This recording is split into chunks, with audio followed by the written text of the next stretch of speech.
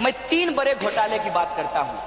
पहला, मध्य प्रदेश के अंदर जो व्यापम घोटाला हुआ, उस व्यापम घोटाले में न सिर्फ घोटाला हुआ बल्कि उस घोटाला को उजागर करने वाले 50 से ज्यादा लोगों की कोल्ड ब्लडेड मर्डर करवाई गई, उनका हत्या करवाया गया। Shit man. Hello, welcome back to my YouTube channel. मैं हूं शमशेर। आई होप कि आप सब लोग ठीक ठाक होंगे, अच्छे से होंगे। आप सबको पता है यार कि अपने देश में क्या से क्या हो रहा है। तो भैया जो हमारे कन्हैया कुमार जी हैं, आप सबको पता है कि वो किस तरीके से बीजेपी की जो है अच्छे तरीके से खातिरदारी करते हैं। तो जब धुलाई होती है तो फिर अच्छे से होनी चाहिए, अदरवाइज नहीं होनी चाहिए। तो भाई बीजेपी का जो पर्दाफाश किया है कन्हैया जी ने, तो देखते हैं। काफ़ी शानदार भाषण कहते हैं कि ये है, जिसको शायद सुन के जो हमारे सच में मतलब कि जो देश सुनना चाहते हैं इनको, तो वो काफ़ी खुश होंगे, काफ़ी अच्छा लगेगा उनको सुन के। और जो हमारे मोदी भक्त है वो शायद उनको गुस्सा भी आए, तो वो यहाँ से जा सकते हैं। तो चलिए वीडियो शुरू करते हैं, लेकिन उससे पहले अपनी एक प्यारी सी रिक्वेस्ट कि चैनल के लिए सब्सक्राइब, लाइक, शेयर, कमेंट जरूर कीजिएगा, क्योंकि हम लोग ऐसी प्यारी प्यारी रिएक्शन वीडियोज़ लेके आते रहते हैं।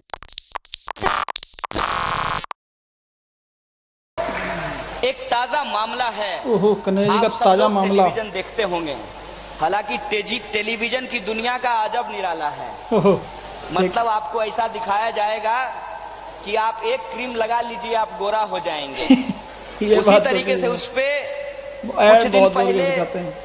मोदी मोदी मोदी मोदी कर रहा था, आजकल जोगी जोगी जोगी जोगी कर रहा है। तो प्रधानमंत्री जी भी सोच रहे होंगे कि कितना बेईमान है, 3 साल में ही अपना रंग दिखा दिया। कल तक जो मोदी की प्रशंसा में जिनका कंठ नहीं सूखता था, बिना पानी पिए उनकी प्रशंसा में लगे रहते थे, आजकल अपना पाला बदल लिया है। और यहाँ तक कि योगी जी के बिस्तर में घुस करके कैमरामैन के साथ रिपोर्टिंग कर रहे हैं।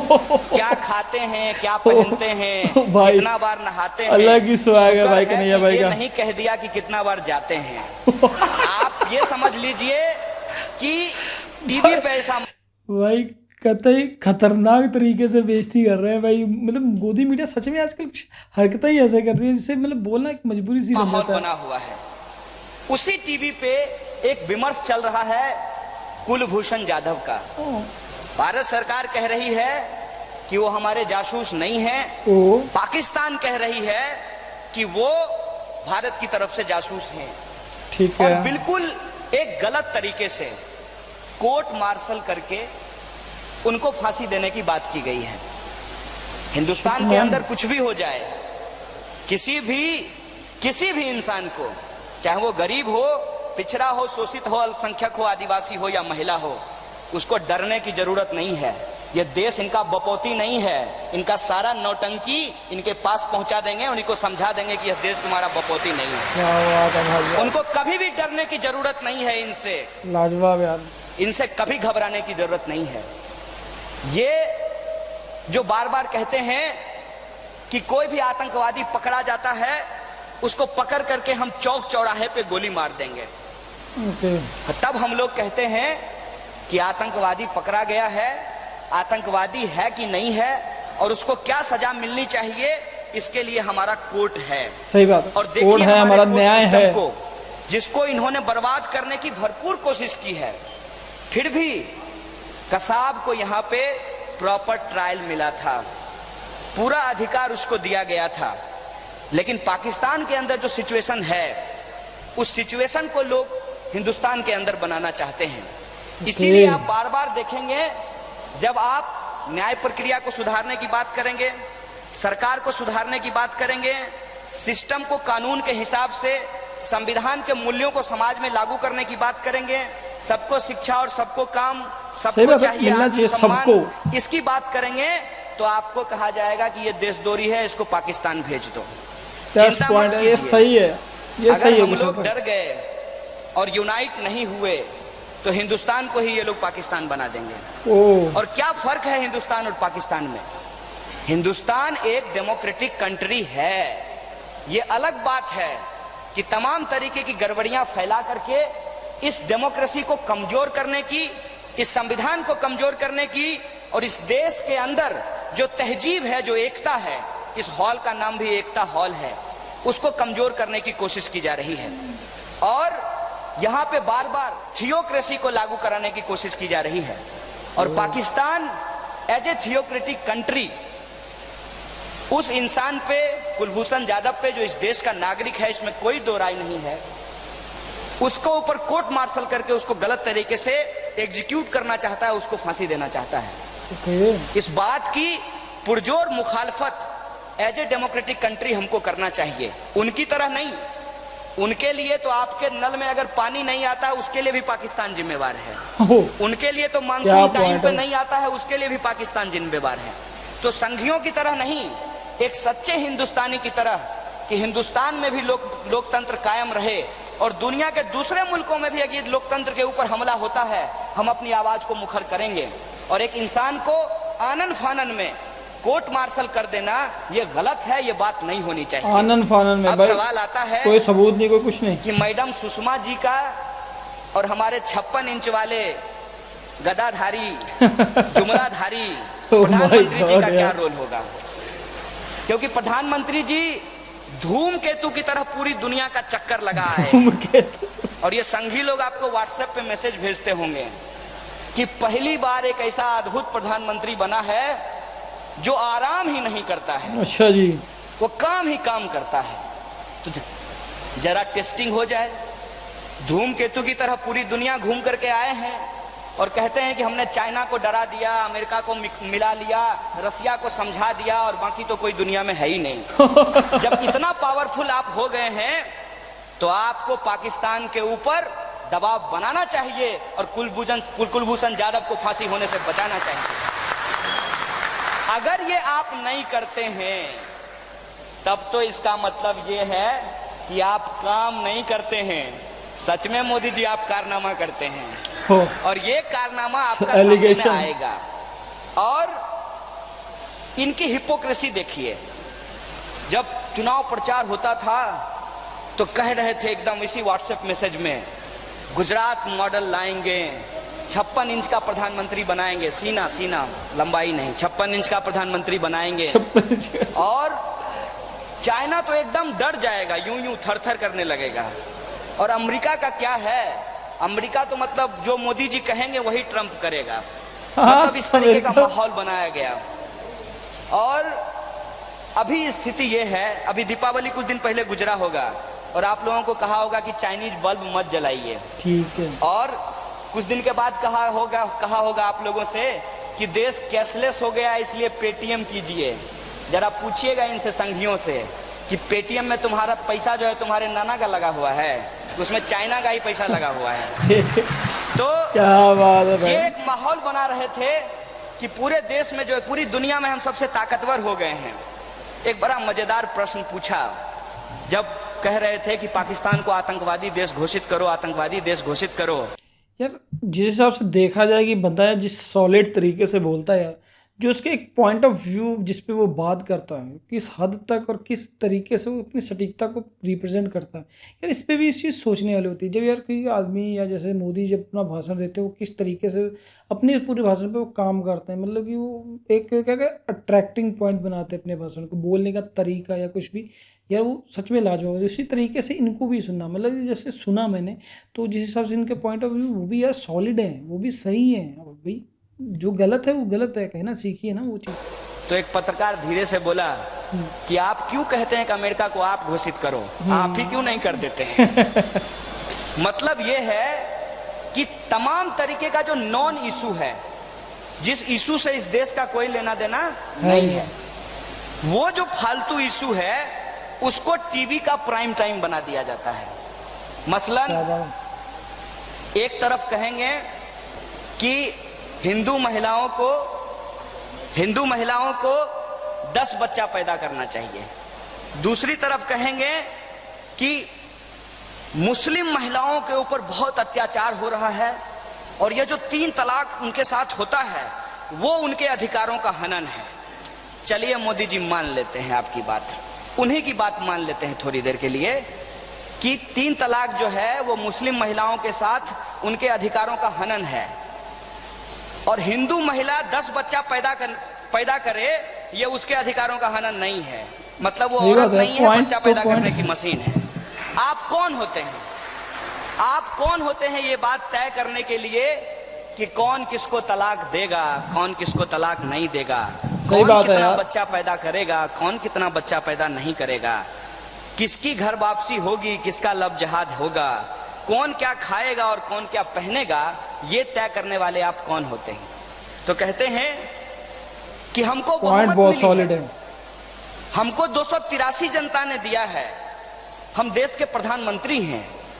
अरे तो आप देश के प्रधानमंत्री हैं, देश के अंदर जो नैतिकता के नाम पे आप रियल इश्यूज को भटकाने की साजिश कर रहे हैं, इस पर कोई सवाल खड़ा करेगा कि नहीं खड़ा करेगा। और सवाल जब हम खड़ा करते हैं तो क्या पूछते हैं, हम कहते हैं कि 3 तलाक के ऊपर आप अगर विमर्श करना चाहते हैं, यूनिफॉर्म सिविल कोड के ऊपर विमर्श करना चाहते हैं, इस देश के अंदर राम मंदिर होना चाहिए कि नहीं होना चाहिए, इस पे विमर्श करना चाहते हैं, वो एक मसला हो सकता है। लेकिन आपको मैंडेट किस लिए दिया गया था? सही बात है यार। आपको मैंडेट दिया गया विकास के नाम पे, आपको मैंडेट दिया गया कि हम सबका साथ करेंगे, सबका साथ सबका विकास करेंगे। बहुत चला था भाई। आपको मैंडेट दिया गया कि आप महंगाई को कम करेंगे। आपको मैंडेट दिया गया कि महिलाओं के ऊपर होने वाले अत्याचार को हम कम करेंगे। आपको मैंडेट दिया गया कि इस देश के अंदर भ्रष्टाचार बहुत है, सही बात है, बहुत भ्रष्टाचार को भ्रष्टाचार। खत्म करके हर एक इंसान के खाते में 15 लाख रुपया पहुंचाएंगे और देश के अंदर प्रॉस्पेरिटी को लाएंगे। यही मुद्दे थे। मेरे बात, ख्याल से solid आप लोगों मुद्दे को थे भी ये याद भी। होगा, याद नहीं होगा तो जाकर के एक बार फिर से मोदी जी का 2014 वाला भाषण सुन लीजिएगा, जिसमें हर बहुत जगह solid, जाकर के वो solid यही भाई। बोलते थे। और जवाब जब दिए गए चुनाव इसमें। जीत करके आए हैं, एक एक सवाल पे बात कर लेते हैं। सबसे बड़ा सवाल क्या है? सबसे बड़ा सवाल है इस देश के अंदर बेरोजगारी। बेरोजगारी की स्थिति क्या है? बेरोजगारी की स्थिति इस बार का सरकार का डेटा है भाई साहब, मैं डेटा दे रहा हूं और इनकी तरफ फर्जी डाटा नहीं दे रहा हूं कि 3500 गांव में एलईडी बल्ब लगाते हैं और डेटा में बता देते हैं कि 35,000 गांव में लगाया गया है। तो मैं एकदम असली डेटा आपको दे रहा हूं कि प्राइवेट सेक्टर में पहली बार इस साल, इस फिजिकल ईयर में कोई रोजगार पैदा नहीं हुआ है। Shit man. और अजीम प्रेम जी का जो संस्थान है इन्फोसिस, जो अपने एम्प्लॉय को सबसे ज्यादा वेज देता था, सबसे ज्यादा फैसिलिटी देती थी और कभी भी उनको हायर एंड फायर नहीं करता था, ओके। उस कंपनी ने 9,000 एम्प्लॉय को बाहर किया है। Shit man. और तमाम जो मीडिया हाउसेज हैं वहां पे डीमोनेटाइजेशन के बाद लगभग 50% जो नौकरी करने वाले थे उनके रोजगार में कटौती की गई है। सरकार का आंकड़ा है कि इस देश में लगभग 6 से 7 लाख इंजीनियर हर साल बनते हैं और पिछले साल 1,35,000 रोजगार पैदा किया गया। मतलब हर साल 2 करोड़ का रोजगार पैदा करने का इनका वादा इनकी तरह ही झूठा। दूसरा सवाल है महंगाई का।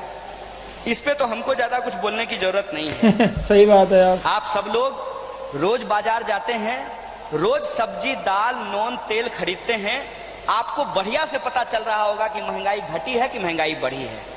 मेरी जानकारी के हिसाब से महंगाई बढ़ी है, बहुत बढ़ी है भाई, संख्याओं बहुत। के लिए घट गई हो, लेकिन हाँ, देश की जनता तो के लिए तो महंगाई बढ़ अंधभक्त गई है। है। मतलब महंगाई कम नहीं हुआ। तीसरा सवाल है भ्रष्टाचार का। भ्रष्टाचार पे इन्होंने बहुत लंबी लंबी बात की और इनके ही राज में मैं 3 बड़े घोटाले की बात करता हूं। पहला, मध्य प्रदेश के अंदर जो व्यापम घोटाला हुआ, उस व्यापम घोटाले में न सिर्फ घोटाला हुआ बल्कि उस घोटाला को उजागर करने वाले 50 से ज्यादा लोगों की कोल्ड ब्लडेड मर्डर करवाई गई, उनका हत्या करवाया गया। Shit man. आप गुजरात के अंदर मुख्यमंत्री जी बदल दिए गए हैं। घोटाला क्या है? सरकारी जमीन को निजी हाथों में कमीशन लेकर के बेचने का मामला आया। तीसरा घोटाला जो मैं बोल रहा हूं वो है दाल का घोटाला। 2G घोटाला आप लोगों को याद होगा, 1,70,000 करोड़, पता नहीं 1 और 7 के बाद कितना कितना कितना कितना सुन्ना उस पर लिखा गया था। 1,70,000 का घोटाला था। दाल घोटाला जो अभी हिंदुस्तान में हुआ है पिछले साल, उसका जो मूल्य है, उसका जो आंकड़ा निकाला गया है, 1,76,000 करोड़ का घोटाला हुआ है दाल घोटाले में। ओ भाई। दाल घोटाले में इन्होंने क्या किया? इनका तो जानते होंगे कि दायां और बायां, राइट एंड लेफ्ट, इनकी पीठ पे दो लोग हाथ रखे हुए हैं। एक तरफ अंबानी है, दूसरी तरफ अदानी है। इस देश में पता नहीं चलता है यार क्या कि होगा। आडवाणी बीजेपी के बड़े नेता हैं कि अंबानी बीजेपी के बड़े नेता हैं, क्योंकि प्रधानमंत्री जी के पीठ पे अब आडवाणी जी का हाथ नहीं होता है, अंबानी जी का हाथ होता है। तो ये अंबानी और अडानी जो है उस देश के अंदर कॉरपोरेट लूट मचाए हुए हैं। आजकल आप लोग भी इंडिया जी रहे होंगे, जियो इंडिया पे, बढ़िया है, जी लीजिए, जी। जैन धर्म का सबसे बड़ा सिद्धांत है अहिंसा, और एक जैनी को पकड़ करके लाया गया है हिंदू धर्म, हिंदू राष्ट्र बनाने के लिए। खैर, बताओ यार, तो अंबानी और अडानी साहब को कैसे फायदा पहुंचाया जाता है कि यहां की दाल खरीद लीजिए 50 रुपए किलो, उसको अफ्रीका भेज दीजिए और वापस वहां से उस दाल को हिंदुस्तान में 150 रुपए किलो बेच दीजिए। मतलब चित भी मेरी, पट भी मेरा। यहां जो कंपनी खरीदा वो भी फर्जी, मतलब इन्हीं का कंपनी। अफ्रीका में जिस कंपनी को बेचा वो भी फर्जी, मतलब इन्हीं कंपनी। मतलब खुद ही सामान खरीदते हैं और खुद को ही बेच देते हैं, और बाद में वही सामान सरकार के हाथों बेच देते हैं, और हमारे आपके टैक्स का जो पैसा है वो इनको कमीशन के रूप में चला जाता है।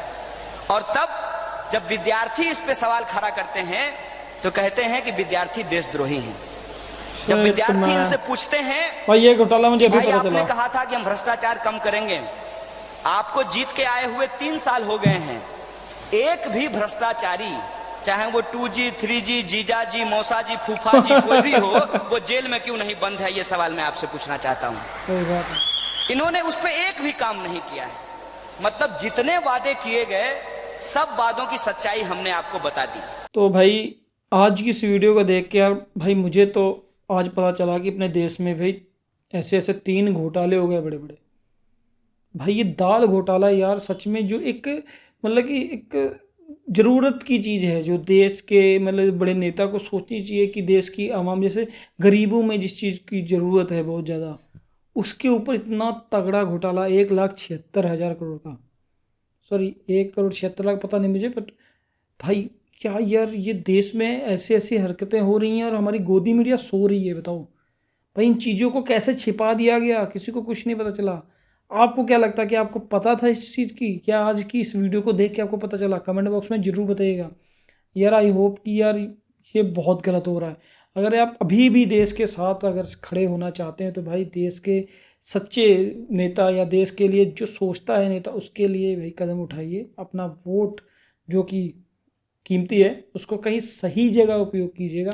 तो मिलते हैं नेक्स्ट वीडियो में एक और अच्छे से रिएक्शन वीडियो के साथ। अगर आप चैनल पर नए तो चैनल को लीजिए सब्सक्राइब। तब तक के लिए टेक केयर, बाय बाय।